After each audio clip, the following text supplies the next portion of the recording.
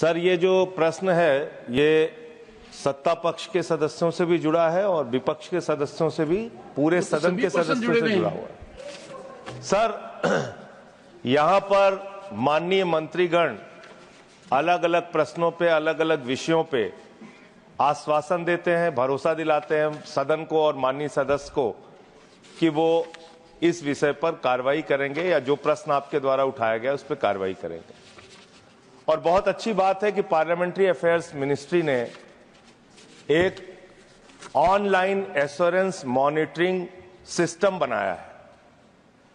उसके बारे में मेरा प्रश्न था, लेकिन जो जवाब है वो सदन के लिए और आपके लिए सर चेयरमैन साहब, आप मंत्री जी से मैं ये चाहूंगा, आपने खुद बताया है इस राज्यसभा के अंदर 160 आश्वासन मंत्रियों के द्वारा दिए गए, 160 आश्वासन वर्ष 2024 में, और उसमें से मात्र आपने 39 आश्वासनों पर 39 मंत्रियों के द्वारा दिए गए आश्वासन पे कार्रवाई की है, बल्कि उसके अलावा लगभग 76% 119 दिए गए आश्वासन अब तक पूरे नहीं किए गए।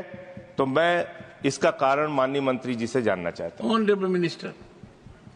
बढ़ ही जाएगा, वो बढ़ जाएगा ना, मेरे लिए तो अच्छा है ना बोले।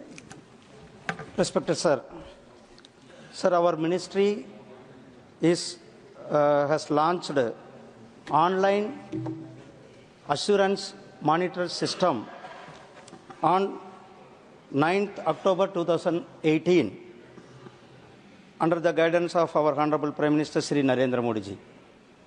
This online assurance monitoring system is tracking and monitored and fulfilled.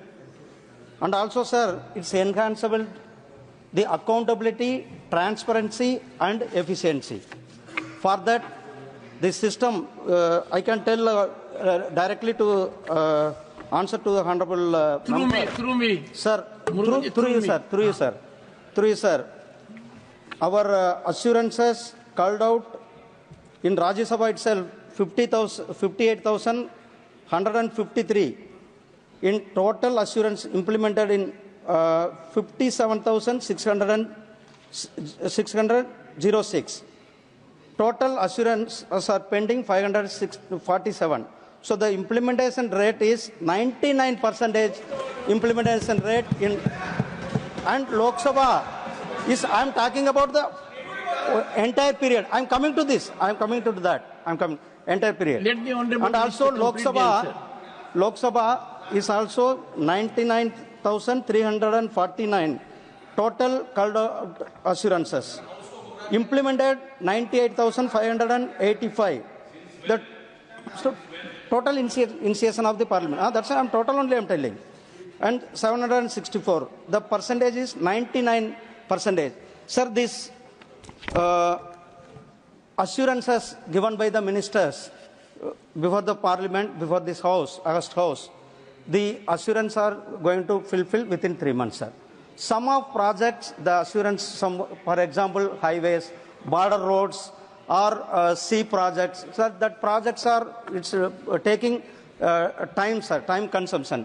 And monitoring of, we are getting information from the various ministries, and we are, for that, our ministry is continuously writing to the concerned ministers and the secretary of the Parliament Affairs to writing to the secretaries, concerned secretaries to expedite and to fulfill the assurances as well as first. Honorable Minister, the honorable member wants assurance about assurances. Yes, and he has given statistics. Of the statistics, honorable member Sanjay Singh has referred to 2024 numbers, where he found the pending numbers to be quite high. What my colleague Muruganji has informed the House is the pendency of very negligible percentage of the total assurance is because of the introduction of the online assurance monitoring system. इससे पहले pending rate ज़्यादा था। 18 में जब ये system develop हुआ तब जाकर के 99% क्रॉस हुआ है, क्योंकि सर ये पुराना फिगर को हम कंसोलिडेट करके बता रहे हैं। हम चाहते हैं कि नए जो एश्योरेंस जितने भी मंत्री देते हैं या कोई भी हमारा माननीय सदस्य जब सवाल पूछता है और मंत्री उसको एश्योरेंस देता है तो सर 3 महीने के अंदर में फुलफिल होना चाहिए। ये पार्लियामेंट्री रूल भी है और ये कन्वेंशन है, सब मानते आए। कहीं कहीं जहां उसका टाइम एक्सटेंशन चाहिए उसके लिए फिर टाइम मांगा जाता है। वो एश्योरेंस कमेटी है, आप सब जानता है, हमारा rules of procedure and conduct of business में एश्योरेंस कमेटी का काम भी तय किया हुआ है। अब मैं सर इतना एश्योरेंस मेरा तरफ से जो आपने कहा है कि जो एश्योरेंसेस को एश्योरेंस करने का जहाँ तक सवाल है, हम इस सदन को बताना चाहते हैं कि हम लोग सब पार्लियामेंट्री डेमोक्रेसी का महत्व को समझते हैं।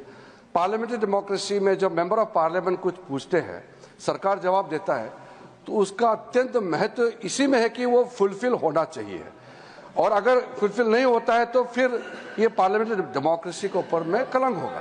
तो मैं सिर्फ एश्योरेंसेस ही नहीं, हमारे जितना भी राज्यसभा का स्पेशल मेंशन हो, लोकसभा का रूल 377 का हो, हमने अभी रिसेंटली भी सारा हमारे माननीय मंत्री साथियों को पत्र लिखा है और स्पेसिफिक पॉइंट आउट भी हमने किया है कि हर मंत्री नियमित रूप से एश्योरेंसेस और बाकी जितना भी कमिटमेंट है मंत्री लेवल से ही इसका एश्योरेंस लेना चाहिए और फिर अधिकारियों को टाइम बाउंड में देना चाहिए। और यहाँ तक भी जब मेंबर ऑफ पार्लियामेंट पत्र लिखता है किसी मंत्री को या किसी उच्च जो पद में बैठते हैं, उसका भी विदिन 1 मंथ लेटर का जवाब देना चाहिए। डीओपीटी ने इसका भी एक सिस्टम बनाया हुआ है।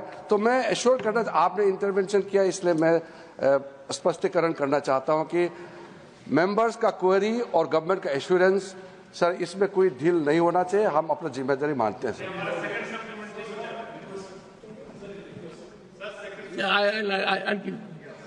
सेकंड सप्लीमेंट्री पर संजय जी, आपको तो अश्योरेंस मिल गया एश्योरेंसेस के बारे में। नहीं, मैं माननीय मंत्री जी की भावनाओं का सम्मान करता हूं सर। भावनाओं का नहीं, ये नहीं, वो चाहते हैं ऐसा। नहीं, उनकी भावना है सर।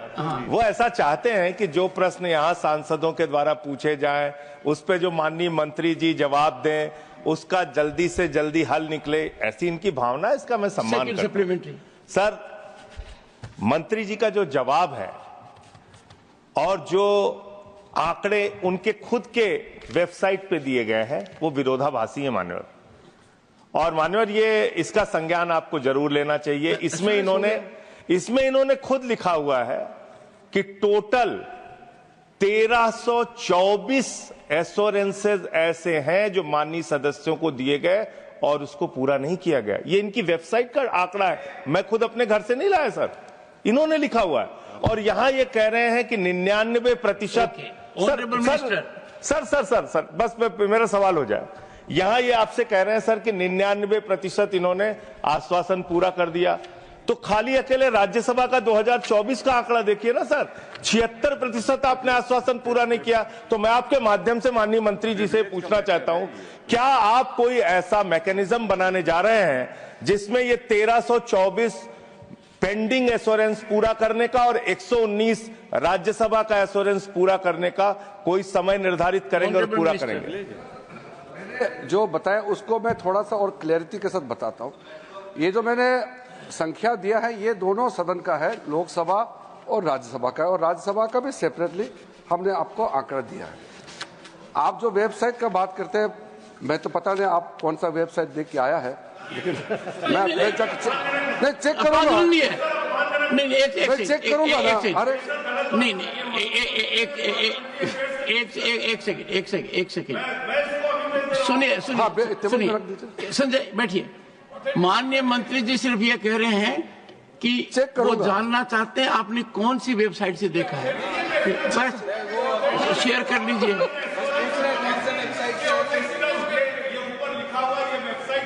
हाँ तो आप दे दीजिए, हम चेक करेंगे ना। सुनिए संजय जी, एक सेकंड।